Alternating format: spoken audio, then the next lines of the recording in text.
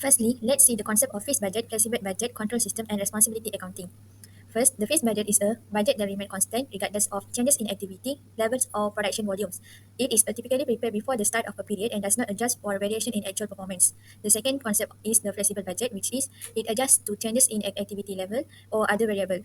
Flexible budgeting happens at the beginning of a budgeting period. It's provide an option and a more accurate performance evaluation for managers. The third concept is control system.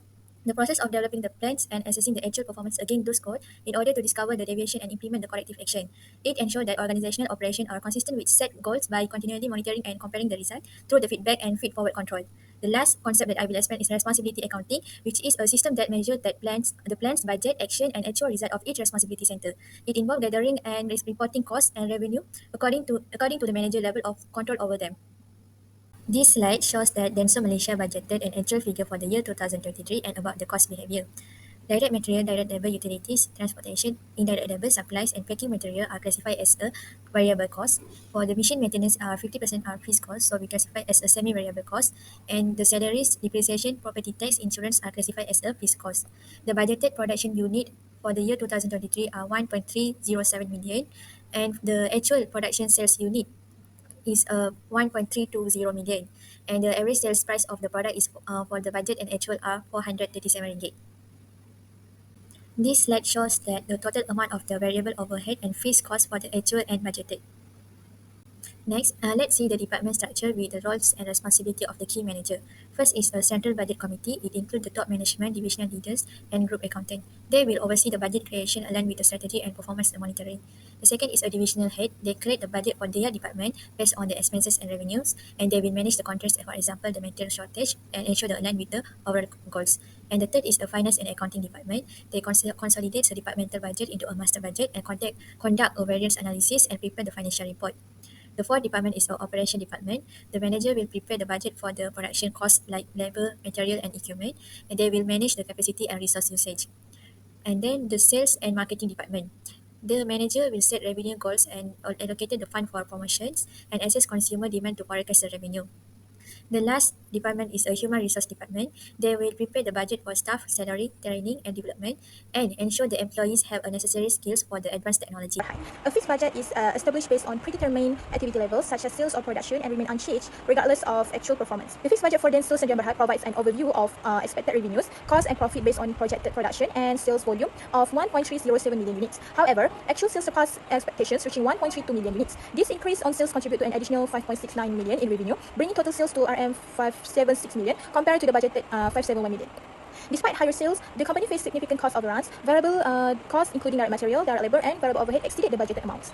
Now, let's turn to the flexible budget, which adjusts based on actual activity level for Denso. The actual production sales volume was 1.32 million, slightly higher than the planned 1.307 units. In the flexible budget, direct material, direct labor, and variable overhead costs were re-estimated using unit rates derived from the budgeted per unit.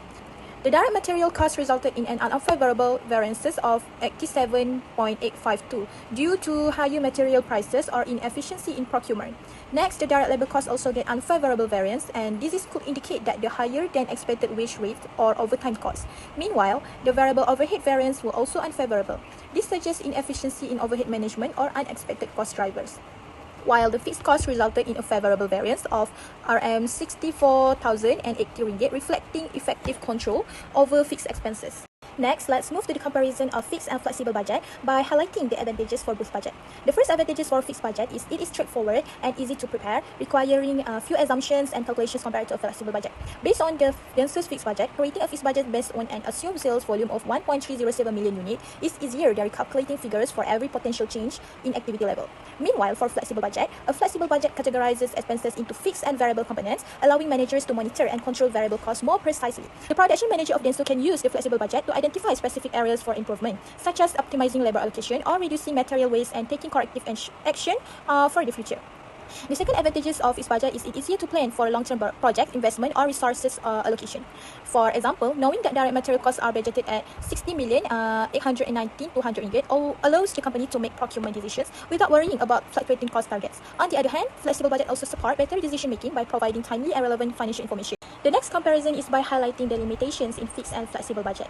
The primary limitation of a fixed budget is its inflexibility. For example, if sales unexpectedly increase, the budget may not account for additional production costs, resulting in misleading cost estimates. In contrast, if sales fall below expectations, the budget may overestimate revenue and lead to inefficient allocation of resources. In contrast, the limitation of flexible budget is in their complexity.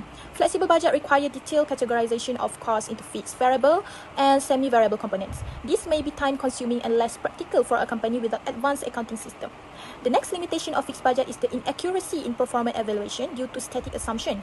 The fixed budget less useful for performance evaluation when actual activity levels differ from the budgeted assumptions because it does not adjust for these differences. While in the flexible budget, rely heavily on real-time information. If the data used to adjust the flexible budget is incomplete or incorrect, the resulting financial projection may mislead decision makers. Now we proceed to the variance analysis calculation. First is sale volume variance. The amount of sale volume variance is 4,350,114.44. Since the company sold higher unit than anticipated, it earned more profit, which indicated that this variance is favorable.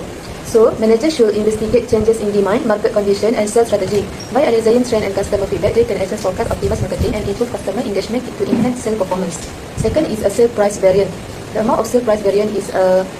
The sale price variance is RM0, which means that the actual sale price was exactly as budgeted. So, if there is no variance in RM0, the selling price matches the budget. Managers should monitor market condition, gather customer feedback, and ensure cost control to maintain profitability. They can also review promotion and explore ways to add value to product or services. Number 3 is material price variance. The amount of material price variance is 92,402.80, which is the material price variance is unfavorable since the actual price is higher than standard price. So, managers should assess supply performance, focusing on quality, timelines, and consistency. They can compare supplier, reduce waste, and negotiate better terms to optimize procurement processes and reduce costs. Number 4 is labor rate variance. The amount of labor rate variance is 44,774.40. The labor rate variance is unfavorable, meaning that the actual labor rate was higher than standard rate. So, managers need to analyze labor market trend, wage rate, and employment condition, comparing their company's wages with competitor and examining external data on turnover and satisfaction, help adjust wage strategy to attract and retain talent. Number 5 is variable overhead spending variance. The amount of variable overhead spending variance is 3,590,906.88. The variable overhead spending variance is unfavorable, meaning that the company spend more on variable overhead than expected based on the actual unit produced. So, managers should compare actual variable overhead costs with the budget and evaluate area where costs can be reduced, such as utility, supplier, and indirect labor. They can also implement best practices like lean management and training to optimize costs and improve efficiency.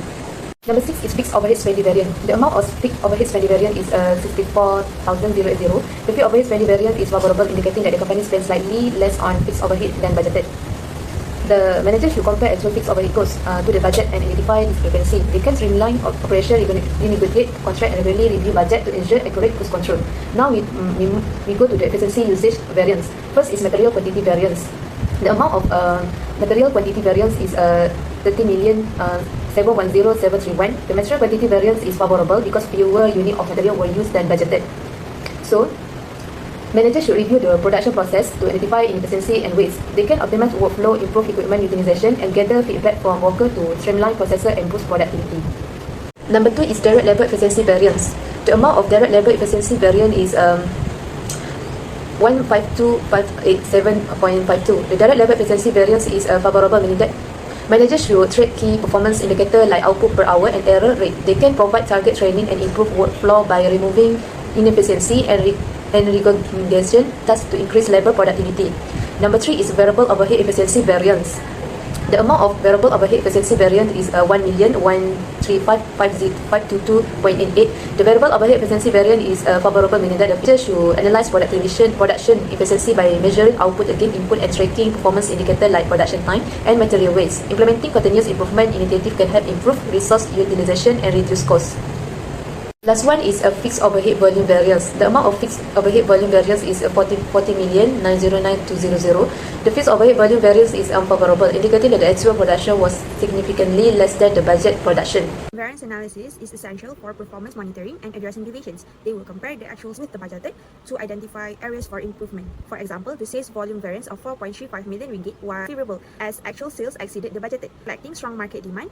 or efficiency strategies. Managers can use this to optimize their sales approaches further. However, not all variances are positive. The material price variance was unfavorable by 92,403 ringgit due to higher cost per unit, indicating procurement inefficiencies. Similarly, the labor rate variance showed increased costs, suggesting the need for better workforce planning and cost control. On the bright side, the direct labor efficiency variance of 152,588 ringgit was favorable, highlighting the improved operational efficiency. Managers can replicate the successes by analyzing effective practices.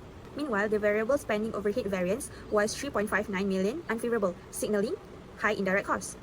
Detailed expense audits and lean management techniques could address this. Favorable variances like material quantity variance, saving 30.71 million ringgit, reflects in better use of resources and possibly due to better production techniques. Managers should sustain these efficiencies with lean manufacturing. Finally, fixed overhead variances revealed mixed results. Effective cost management in some areas, but underutilized in others, sizing the need for improved production planning. In summary, variance analysis helps organizations to identify their performance trends, take corrective actions to optimize their profitability and efficiencies. Feed-forward control is about looking ahead to find problems and fixing them early. In budgeting, this means spotting risks, understanding how they might affect the business, and making a plan to avoid the trouble. For example, by checking the trends in the economy, businesses can see there might be issues like lower sales, higher costs, or even new roles.